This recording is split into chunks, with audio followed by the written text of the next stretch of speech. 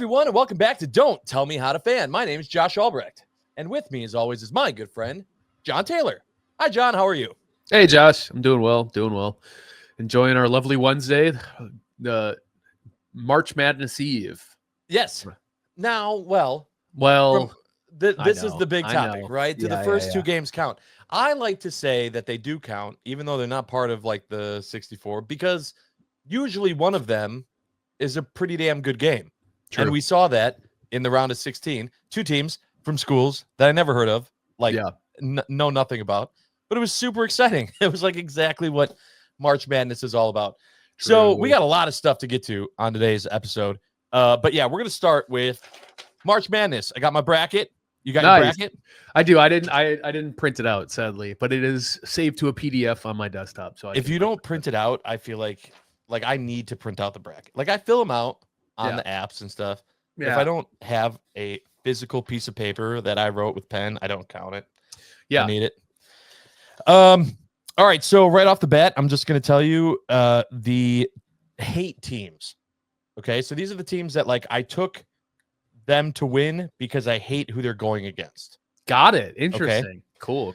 So I took Creighton to beat Louisville in the first round, 9-8 upset, simply because Louisville beat Wichita State way back in 2011 or whatever in the Final Four, and I'll hold it against them forever. Cool. I took UC San Diego as the 5-12 over Michigan because fuck Michigan. Yeah. I took UNC. That one's not even really a hate. That one's just like everyone hated that they made it, and so now they're gonna make everyone pay. Yep. What other hate ones today? Oh, I took Drake over Missouri, a 11-6 upset because I hate Missouri. What region is that in? Real quick, just so I can. That's in the West. Got it. Yeah. So I'm going down from south to west. Yep. You're right. And then I think that's on that side. Mm-hmm. That might have been it for the hate. We have all the same teams as upsets, except for I still have. Sadly, I just think Michigan's gonna beat. UC San Diego. Yeah, I think they're gonna. But it's a 5-12, man. Yeah. No, I hear you. I just think the Big Ten is. I mean, there's something about the conference being good. So I don't know. I feel like the Big Ten always comes in. Yeah, they under deliver, but that's all a Badgers problem, not a other schools problem. True. So looking at the Wisconsin schools, Marquette and the University of Wisconsin in the tourney, 3 seed for Wisconsin, 7 seed for Marquette. How far do you have either of them going? So I have Marquette losing in the round of 32 to Michigan State. Yeah, so do I. Yeah, that's just too tough. That's a tough draw. And then I have Wisconsin making it to the Sweet 16. And sadly, losing to Bama? Yeah, I just don't think they get past it. So do I. Alabama. Yeah. I have Alabama, though, going to the championship game. Wow. Interesting. I mean, they were a Final Four team last year. Yeah. I think they have a lot of guys coming back. I don't know that for sure, but I think I heard it once. None of this really matters. That's the beauty of March Madness. You don't have to be an expert. Actually, I feel like the more you know, the more you're going to get wrong. Oh, I lied. Actually, I have Wisconsin going to the Elite Eight. I have them beating Alabama. That's my bad. And then losing to Duke? And then losing to Duke. Yep. And you don't care, but I have my Ducks, making it all the way to the Sweet 16. I think they beat Liberty. They beat Arizona. That's crazy. I have Liberty as a 5-12 upset. You love a 5-12 upset. Dude, you have to take the 5-12 upsets. You gotta. You're right. The ones that I actually have anywhere on took this. One non-5-12 upset, and that was Clemson. Crazy. Beating you think Colorado State is going to beat Memphis? I did. Memphis. Okay. I guess I'm going off of like legacy programs. I don't need to know the players, just like the schools and like really in like a lot of like the NCAA tournaments, you just go, who's pumping the most amount of money into these programs? Yeah, but that's using your brain. Yeah. That's dumb. You don't do that with this. You want to hear a fun thing that didn't work out? I tried to use Chat GPT to fill out a bracket for me. My buddy pays for it, and I was like, yo, can you just ask him? And I was like about to plug it in, and it's just like got the wrong schools as the wrong seeds. It's just like I couldn't even like make sense of it. I was like, oh man, I wonder if that would have been so cool. I know. I was gonna like just tell you all my picks and then be like, and by the way, I didn't pick any of these, but Yeah, I'm sure it's there's all plenty of ChatGPT. there's probably a ton of AI generated March Madness picks floating. 1,000%. Yeah. So my final four, I have 2 2s and 2 1s. Okay. I have Auburn from the South, St. John's in the West, Bama in the East, and Houston in the Midwest. Okay. That's my final four. I love it. I'm going to go my Elite Eight because I think I kind of went a little squirrely, and I'm excited to hear how you think this is going to happen. Okay. Okay. So in my in my Elite Eight, I have Michigan playing Michigan State out of the South. Interesting battles in Michigan. So I have, I think Michigan in my bracket. Michigan beats San Diego, beats Texas A&M, and then beats Auburn. Just because off the I don't actually. It's a hell of a run. Yeah, I think that's my Cinderella story in Michigan. So I have Michigan State. In the East, I have Duke versus Wisconsin. In the Midwest region, I have Houston, Purdue, Kentucky versus Tennessee. So kind of pretty straightforward. Well, that's Sweet 16. Oh, I'm sorry. I apologize. Yeah, you're right. Yeah, Elite Eight. Who do you have between Houston versus Kentucky? Okay. Versus Kentucky, and then my West bracket, which is my spiciest. It's not really that spicy. I got UConn versus St. John's. I just believe in Dan Hurley. Yeah. Should I? Maybe not, but I have UConn losing to Florida, but I could see that happening. Yeah. I don't know. I usually just at that point I usually go chalk because there seems to be a lot more chalk at that point, which is why the first 2 days of the tournament, the round of 64, is the best. Yeah. Everything leading up to the Sweet 16 is the best. That's where you see the upsets. That's where there are all the games. The Sweet 16 and on, I don't know. I'm like significantly less likely to watch if there's breaks in days, right? It's like once we start getting to the rounds where teams can get some rest, I'm like, well, yeah, you lost me. If you're not like a school I can like pretend to care about, then I just like really don't care. Okay, so your final four, who do we got? I have Auburn against St. John's and Alabama versus Houston. Wow. Crazy. With Auburn and Alabama going to the national championship game and then Auburn winning it all. Wow, interesting. I have Michigan State playing UConn on the left side of the bracket. Yep. Which is a 2-7? 2-8. 2-8. 2-8. Yeah. 2-8. Yeah. And then on the right side, I've got Duke versus Kentucky. I think Kentucky squeaks it out of the Midwest region. Yeah, a couple of blue bloods in your final four. Yeah. And so my final matchup, I have the Wildcats beating the Huskies. I think UConn's going to upset Michigan State to take it, and then have Kentucky still win it all. I think Kentucky's going to win it all. Yeah. I mean, no offense. I hope that super doesn't happen. Yeah, same. I think that sucks. But as I was building the board, I was trying to do some fun stuff, and I was like, well, I'm not going to like backtrack. Yeah, this sucks, right? Yeah. Sometimes I like to fill out 2 brackets, and I do one that like I'm saying like this is my bracket, and then the other one is just because I'm so depressed at like how much sense my bracket makes that then I just do one on pure emotion, and I have like Kentucky losing in a 3-14 upset to Troy, and just having all the unrealistic stuff happen. But God, the tournament's so much fun. And the beauty of the tournament is that, like I said, it doesn't matter how much you've watched of anything. I pay attention to like the conference tournaments, and then I watch Selection Sunday, and that's it. And I know that there are people that are like, well, that's why you don't know, blah, blah. That's the beauty of it. I don't need to know to still enjoy the event. It's the best. It's the best organized tournament in all of sports, I think. Some soccer heads are going to come at me, but I just mean in terms of just like there's 64 basketball teams that are about to compete over the next 48 hours. That's awesome. Insane. Yeah. It's just awesome.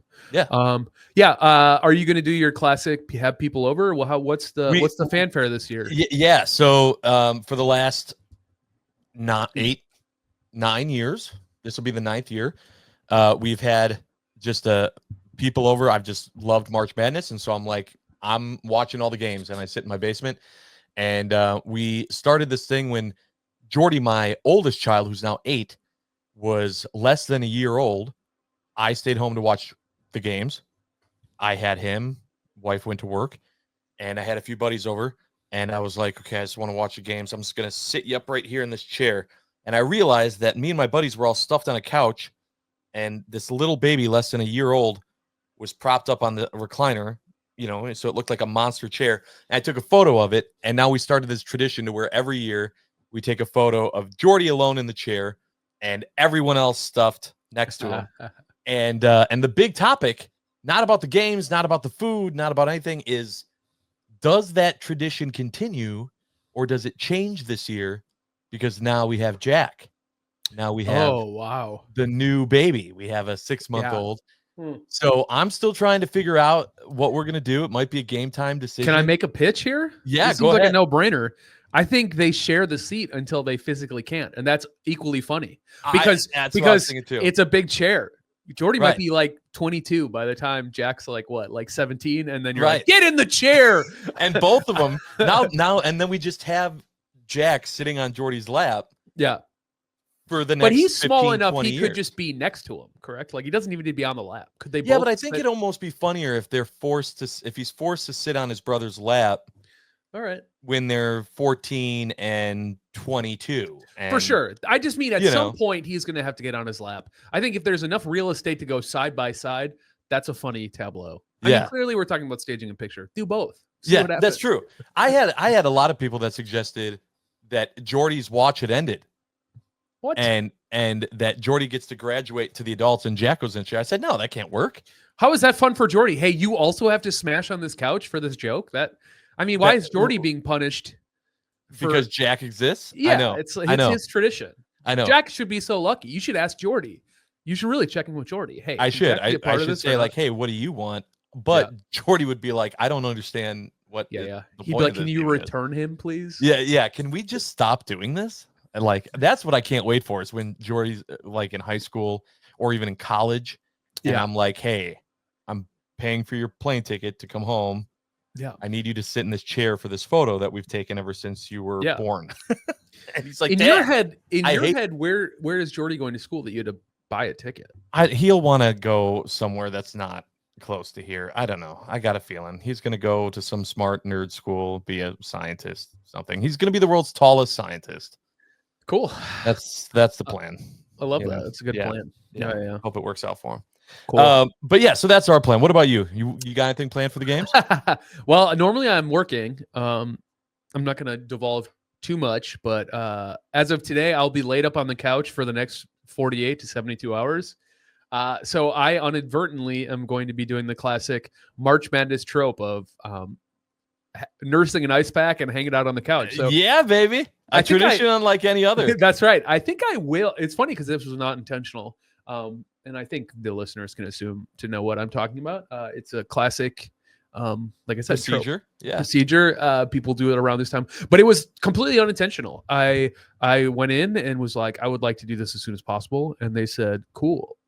We can squeeze you in March 19th. At the time of this recording, it'll be in 4 hours. Yeah. Anyways, they were like, yeah, we can do that. And I said, awesome. And I just like told some of my friends around town. I was like, oh, hey, I'm going to be laid up this weekend. And my buddy was just like, dude, March Madness, nice. Classic. And I was like, oh, cool. So I've been like excited about it. I mean, it is fun to just like bounce around. I have like a TV and so I have a TV and wow. Yeah. Lucky. I have an iPad, so I can like bounce around between some games and stuff like that. So we'll see. I don't know if I'll watch all of it, but I am like excited about it, like getting in on this. Oh, you're gonna watch all of it because you're gonna be sitting there. And it's yeah, but I kind of want to watch the Vince McMahon doc. I've been like putting that off. I kind of want to watch. Oh yeah, that doesn't happen. 3. That doesn't happen tomorrow. This is I probably won't. But yeah, it probably won't, but I'm just putting it out there. Yeah. I might double screen. Like I said, I might watch something that's not basketball and then have it on in the background. But I mean, you do you, but that's I mean, tomorrow of all days. Yeah. We discovered, first of all, I remember when the football season ended, we were like, man, it's gonna be a little dry here for a little bit. That period's over. We made it. We're all wet again. We're all wet. That's right. I just drenched in content because we're going from March Madness into opening day, then baseball's here, and there's still basketball news, football news, and we realize that people really like football news. So even though the season's over, we should probably get people caught up on the off-season moves for the Green Bay Packers. Yeah, since we spoke last, the legal tampering period started and ended, and then we sign some guys because the new league year started. So sadly, our podcast from before, or the last podcast, is not evergreen. We signed nobody that we talked about, which I did say was probably going to happen because we talked about it.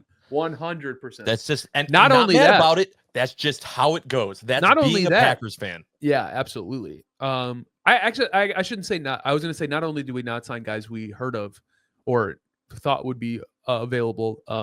They didn't even sign positions, but we were talking cornerback. I'm surprised by this move. Anyways, I'm bearing the lead. The Packers signed Aaron Banks, left guard, former left guard of the San Francisco 49ers. Exactly who we thought they were a position they were going to fill. Classic move. And then they signed Nate Hobbs, primarily slot cornerback who's played with the Raiders. Both guys who I think were gettable due to some recent injury issues. I think both Hobbs and Banks were suffering through injuries that they were fighting through. But your initial impressions of these signings. I mean, I know the classic, like, oh, of course, Goody signed some people we weren't expecting. But when you found out who these guys were and the positions they played, what were your thoughts? My initial thoughts on them were, okay, I wasn't upset at the signings. I was upset at what we didn't sign. I wasn't mad at anybody that was signed. I think that they'll fill the holes. I'm not worried about them being guys that don't get the playing time or don't perform in the way that we need them to. I just think that they weren't the biggest needs. And so that was the hardest thing for me, is that I don't think that any of them were all-stars. I don't think that any of them were guys that got me super excited, either of them. That Hobbs or Banks that got me going, oh, okay, well, that's not what I was looking for, but look out. Like, now in this position, we're going to crush. Like, I didn't have any of that. It was just, okay, these are decent signings. Now give me the guys I need.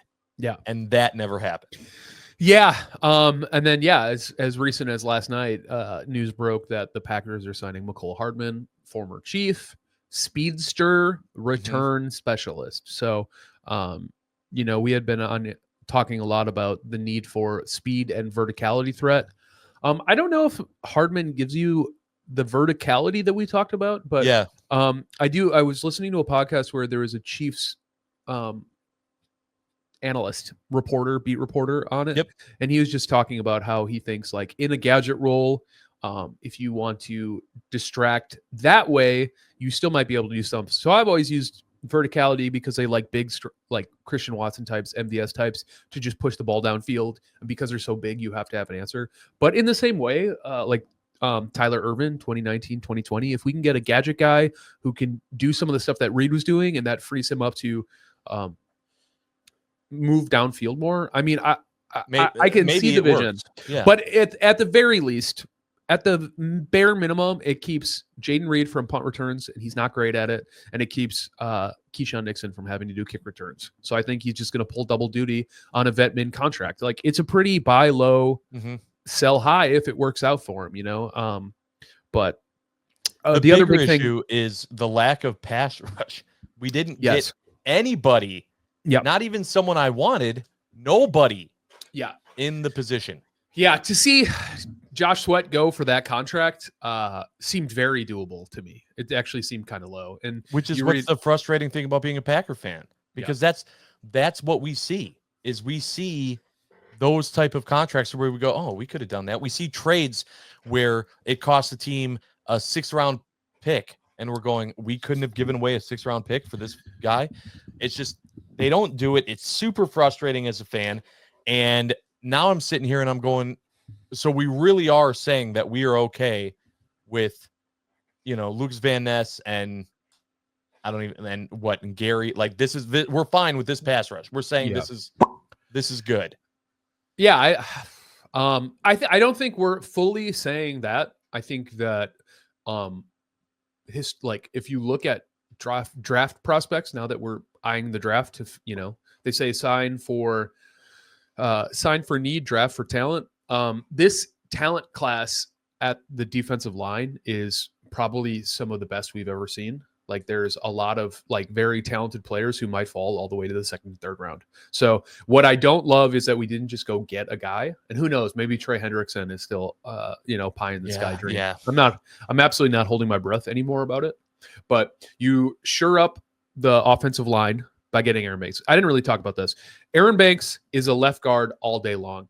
Josh Myers was a middling center at best. I think they liked that he knew the system and could take the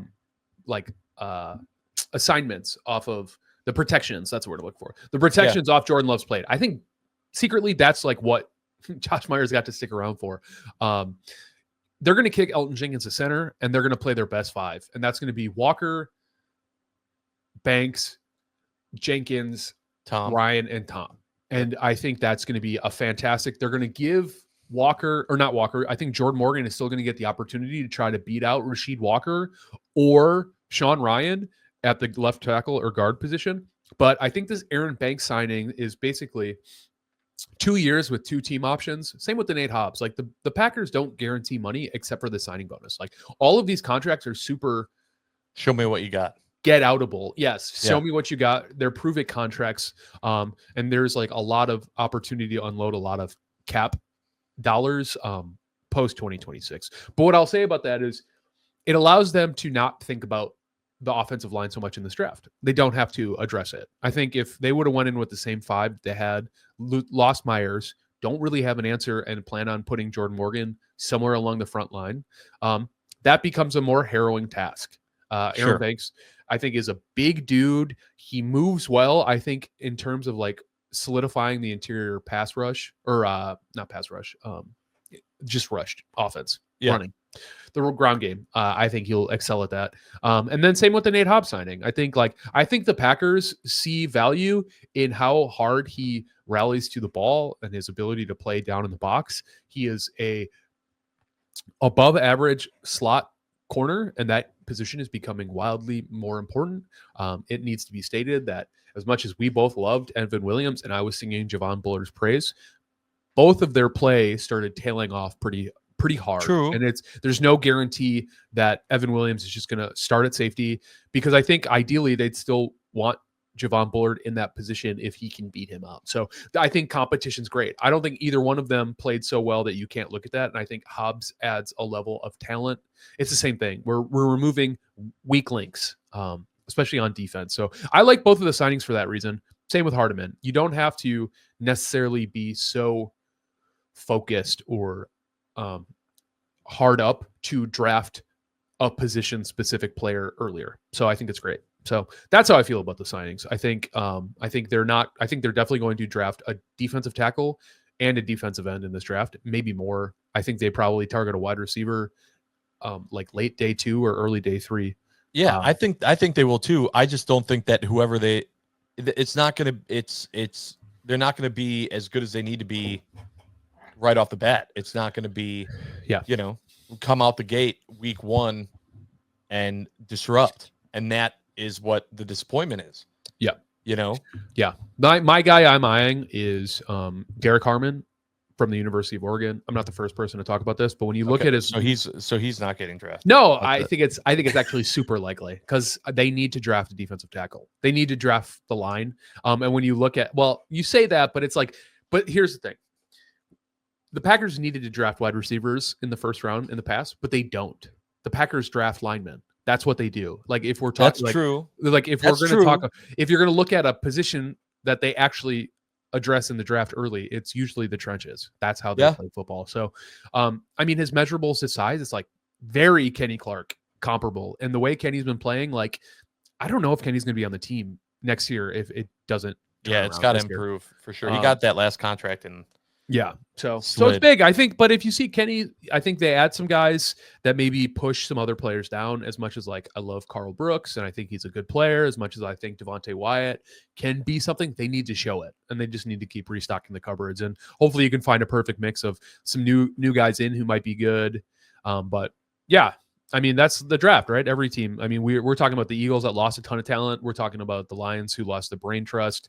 The Vikings were able to sign everybody, but there's huge question marks about quarterback. Do you think which we should spend 10 seconds. Yeah. Do you think Aaron Rodgers is going to be a Minnesota Viking? I don't. So the reason why I say that is not because I don't think it's a good fit or a need. I think I'm going specifically based on Aaron Rodgers' ego. I feel like Aaron Rodgers did a decent amount to try to tell a story that he was different than Favre. You know, he didn't want to, even though he was mad that they drafted Love, he didn't want to be to Love what Favre was to him. You know, I think the fact that he went to the Jets was kind of like everyone started making the comparisons. I don't think he wants to go down as having his career just be a copycat of Brett Favre's, even though it is damn close to that. And so I think if he has an option to go to a different team and play football, he will. Yeah. I just don't think he wants to be sending his hog in Crocs like Brett Favre did. You know what I mean? Like, at what point do we got to like break the chain of events? Right. Now, I have heard that a lot of people have said that the weapons are undeniable in Minnesota. And 100%. I'm like, yeah, I get that. But I don't know. Also, like Minnesota's, I think it's more on Minnesota. I don't. Yeah. I mean, their interior offensive line is terrible. They have a guy. They have a guy. Not like that was going to be my point. Is everyone's talking about like Aaron Rodgers is this free agent darling, and it's like I think you're talking about some of the worst teams and the Vikings trying to figure out how. I mean, I guess the Steelers is not a bad team, but they need a quarterback. You're talking about quarterback needy teams like between the Giants and the Steelers, so that doesn't surprise me. The Vikings drafted JJ McCarthy. They went and got him. It was like they traded up a spot and gave up capital because that was their guy.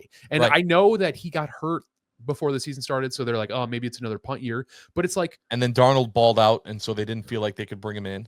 Well, he also had a second surgery halfway through that season, so it's medically, I think that's the big question mark. They're not dying to bring in Aaron Rodgers. They're dying to find out if JJ McCarthy is going to be ready to go or not next year, and to what extent. And I just don't think Aaron Rodgers is going to sit around. I was listening to a podcast called GM Shuffle, and it's like I forget what the GM that's on it. They just changed from a different guy that I tolerated compared to most people. But I liked his perspective. He's like, I think Aaron Rodgers is being wildly selfish. He's like, you're just leaving these camps in limbo. Like, do you want to play or not? You know what teams are an option. Like, it's a classic, like, standard Aaron Rodgers stuff to me. I know. And it's just like, I've always hated that narrative. It's like, oh, he's selfish and blah, blah, blah. And maybe it was just like my Packers covered glasses where I'm like, well, he plays for the Packers and he's the best person to ever throw a football. So I just like can get over it. But it's like in situations like this, I'm like, it's just like, dude, I don't know if he's not going to get the Bill Belichick treatment. Like he should just retire is what he should do, honestly.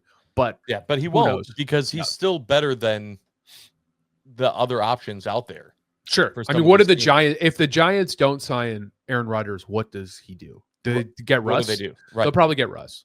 Right. And the what? The Steelers do what then?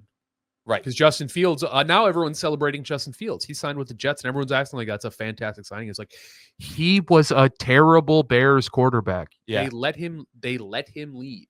Like, and I understand. And then what did he do in Pittsburgh? The mix, but backed up. Like he played fine. I don't know. He wasn't right. He didn't become elite. No. This is what always makes me laugh about when they talk about expanding more teams. It's like there's not 32 like starting caliber quarterbacks in the league right now as it is. Yeah. So how are we going to add more teams? Give me a break. But anyways, true. Got topic for another day as we get more. I'm going to give you 30 seconds, John, to calm everyone down on the current state of the Milwaukee Bucks. That's funny. I'm glad we didn't talk pre-show notes. I can't feel however you want about them at this point. I mean, I can't keep watching this lack of energy and effort. Like if Doc's going to keep trotting out TP at the 2 and we're just going to like get our asses handed to us every first quarter. It's just like, I mean, that Golden State Warriors game last night was so unbelievably depressing. What a winnable game. Sad. Yeah. I don't know. I just don't think this team has it. I don't know what it is. I don't know what the roster makeup is. Like maybe Dame's got to go. I mean, I'm just like watching this being like, now I'm like, man, can they just be competitive enough that Giannis just doesn't want to like full out leave, you know? Right. And so, you know, Jericho Sims got surgery on his hand. So it's like all of a sudden now he's going to be out a month. I understand what Kuzma is doing, but like, he's not a shooter. So who's the third best shooter? Like, what are we really trying to accomplish? What are we trying to, what are we trying to work on to figure out how to be more competitive in these basketball games? I mean, the truth is like, they're not going to fall outside the 6 seed. even if they slide, and they're on a tough road trip. It's not lost on me. Like I understand that, like, but it's just like how even after the wins, it's like some of these games we're losing, I'm just like, it's just sloppy, lazy basketball, and I'm like, I don't know. It's the energy. It's not just the win loss. Yep. It's AJ Green has backslid so far, like to the lowest point we've ever seen. I don't know. I think Gary Trent should start. I think maybe we look at Kuzma off the bench and maybe put TP back in like the small forward role. He's the best in the starting lineup. His catch and shoot is great, but it's just kind of like, it's just not working. And I don't really know. I don't know if they feel hamstrung with Bobby and now Jericho both being out, but I don't know. All I know is there are 14 games left, and if this team doesn't find some fire, that's the problem. You're not in a position or talent to limp in to the playoffs. And that's where this team's at right now. And it's sad. Yeah.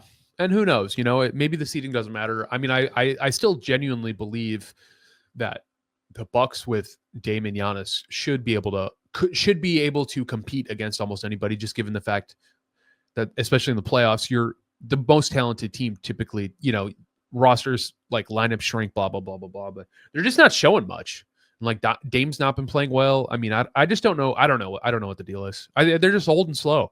And some of the key pieces, like getting KPJ and Jericho, and that's been exciting. But at the end of the day, it's just like it's not moving the needle. They're playing the game with one hand tied behind their back, given the age and the athleticism of this roster and how the league is currently going, where young, fast teams are pushing pace faster at a clip than we've ever seen before. And they're just not able to keep up. And I think like getting Bobby back, maybe exploring Giannis at the 5 with Kuzma at the 4. They just need to Brook is playing well, but he's playing way too many minutes. There's no reason Brook should be averaging 35 minutes a game. And with Bobby back, maybe that alleviates it. So I don't know. I guess to answer your question is I don't feel great about the Bucks right now. I think they could turn it around, but it's like sometimes I want to fight you on this stuff. And like today, I'm just like, I don't know, man. It's like after watching a game like that, it's just like, what am I supposed to defend here? Yeah. Like Giannis is still the best player in the world, in my opinion. That's about all the defense I can give you. Yep. He looked sleepy. I don't think they looked tired. I think they were playing a game at 9 p.m. their time, your time zone. It tipped off at 7 p.m. here. I'm watching the game in my bed at like 10:15 when they're trying to mount that like comeback. And I'm like, no wonder why they're tired. I'm falling asleep and I live in this time zone. Right. Like, these are tough games, and you wish it's a tough stretch, but I mean, I don't know. You gotta figure that out. You gotta get the energy. You gotta figure something out. And that goes to coaching in my mind. But it is what it is. Yeah. All right. And then the last thing we're going to talk about on today's podcast is a little bit of WWE update on our way to WrestleMania. So on Monday Night Raw, 2 nights ago, Monday night, 12 afternoon Raw. It aired live thanks to Netflix, which is pretty fun. I know you didn't get to catch it live. Yes. I know you didn't get a chance to catch it live, but I did. I work at a place. I just threw it on while I was like walking around doing work. And every time something super fun, I'd glance over. But it's fun. A little daytime wrestling every once in a while. It's not terrible. I got to tell you, I was super disappointed with the way that they went with these storylines on Raw. And I will tell you why. So first, to start things off, John Cena comes out and he gives his little spiel. This is the first time we're hearing from John since his big move at Elimination Chamber and becoming a heel. And I wanted him to play the role, right?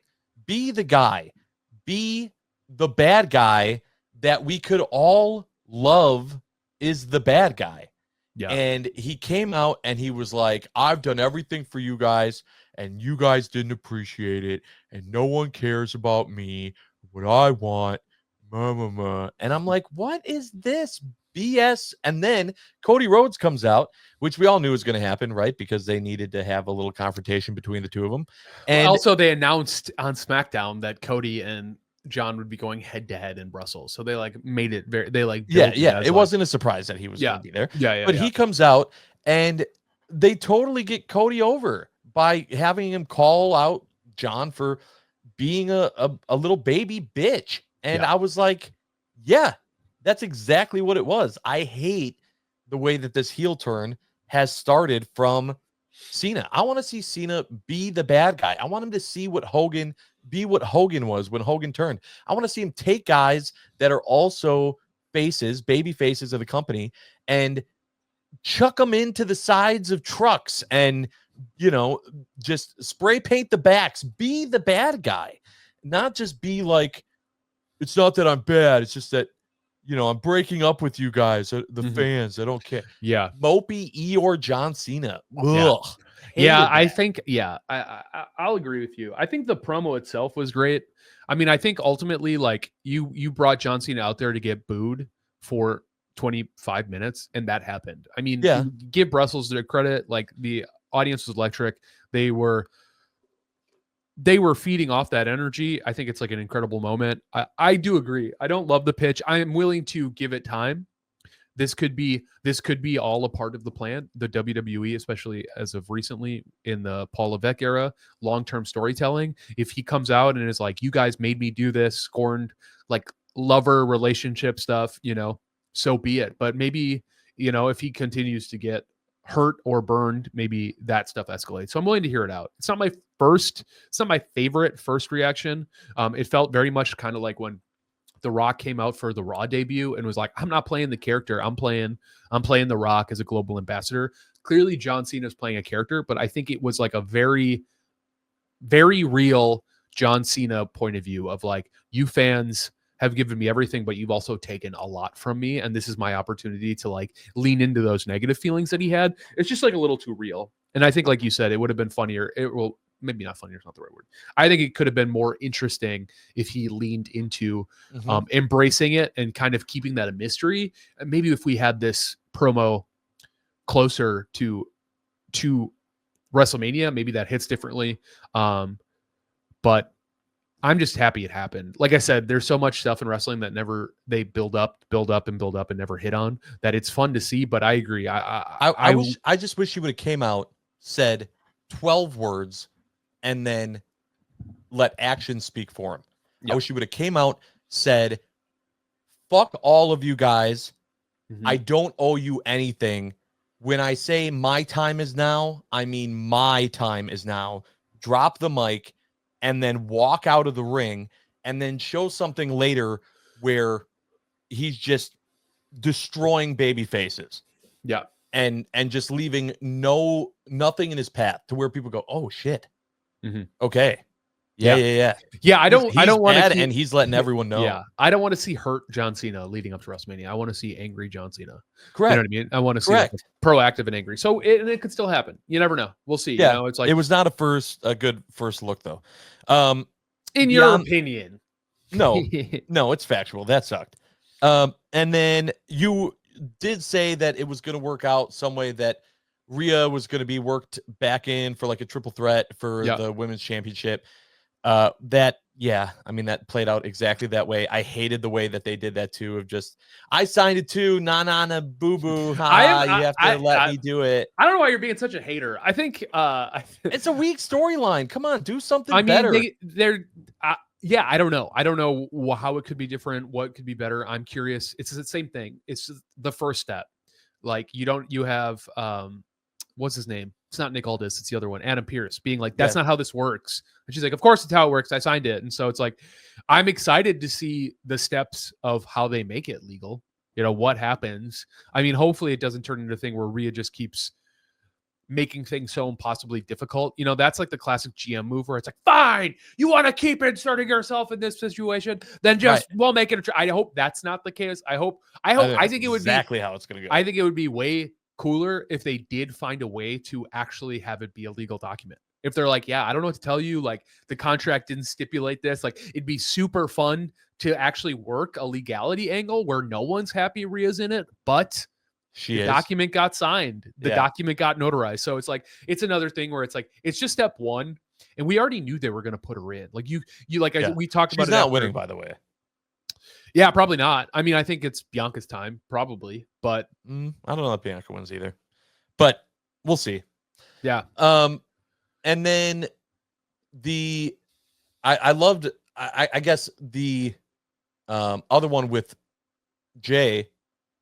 That's a symptom of Cena's spot going over for sure. It was like a 3-minute match. Like it like absolutely buries Austin Theory. He like he did like a cross-body slam, and that was enough to get him out. I think what happened is they were like, yeah, get your yeets in, and whatever's left, like we're gonna like wrap this thing up. Which I don't understand, because they're on Netflix. There's no time limits. They're choosing to make this show run. If a segment goes late, they can go, all right, we're just pushing, pushing the total time back 8 minutes.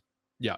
Yeah. And it would have been absolutely fine. I don't understand that whole thought process. I just don't understand like just burying Theory and Waller. Like at this point, it's like Jay should just face somebody way more serious and he should get a win. Like these aren't going to like prop up. It's not like propping Jay as like a serious contender. If you're just going like on paper, who's a better wrestler type stuff, that's like why everyone's like, I don't think Jay can beat Gunther. And it's like, well, no, of course not. I mean, on paper, if we're talking about like styles of wrestling, but that's not the point. Like, I just like, I am interested in what these like fast wins over like 8-Town Down Under are really supposed to do for Jay, other than just like free matches for him to just like get a quick one. Yeah, spotlight. I mean, they're starting every Raw with Yeets. They're starting every PLE with Yeets. Like, he doesn't need more spotlight, but I do like that Gunther keeps attacking him. I like that, like, this past time Jay had the upper hand and he was standing over him. Like, it's becoming more compelling to me, even if I don't really understand the thought process of like the matches. I've learned like so much of wrestling now is like all of a sudden 3 weeks will go by and be like, oh man, I guess I do feel differently about this character or this storyline. And it's just through the progression and all of that. So I'm trying to think, like, same thing with like the IC title, Penta making it very clear.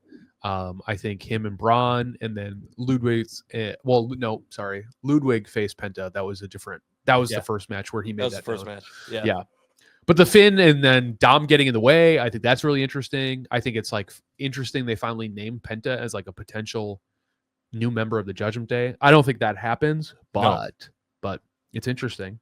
So, one last little wrestling thing before we go out, and it's not even really about Raw. It's kind of this brilliant storytelling, I think.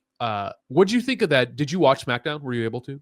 This last week? I don't think so. Okay. Well, then maybe we'll save it. There's a very cool Drew promo that kind of gives context to this idea of like why him and Damian Priest should be wrestling or should be feuding right now. And it's very cool. I think they did a really great job with it. It's one of those things where when they put high production stuff in and they can really kind of bring seeds together, this is one that's got me excited about their inevitable head-on collision at WrestleMania. And I was not excited about it before the promo. So check it out. The promo did its job.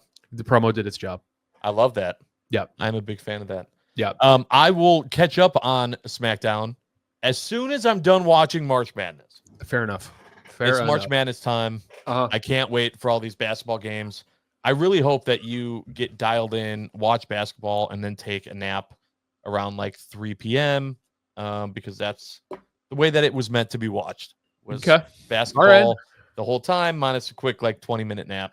I'm just in the chair. This March Madness for me is going to be nuts this year. Yeah. Yeah, it will. Yeah. So we'll see how testy I get watching basketball all day, but we'll see. People still don't get it. Yeah. I don't know what to say. All right. I appreciate everyone doing so. Let us know your picks. Put in the comments down below. Let us know who you're going with so that you can back it up when it actually happens. In the meantime, we do appreciate everyone watching or listening. Please make sure to go like, subscribe. If you are watching us on YouTube, you can also follow us on podcast format on Apple Podcasts and Spotify, and vice versa. If you're like, hey, I wonder what those guys look like. Well, you can see us too on the YouTubes on Not Done Yet Media. Thanks so much, John. I appreciate you. Hope everything goes well and you rest easy. Thank you, everyone, for watching and listening. Appreciate you guys as well. And tune in next time because we are not done yet. Bye-bye.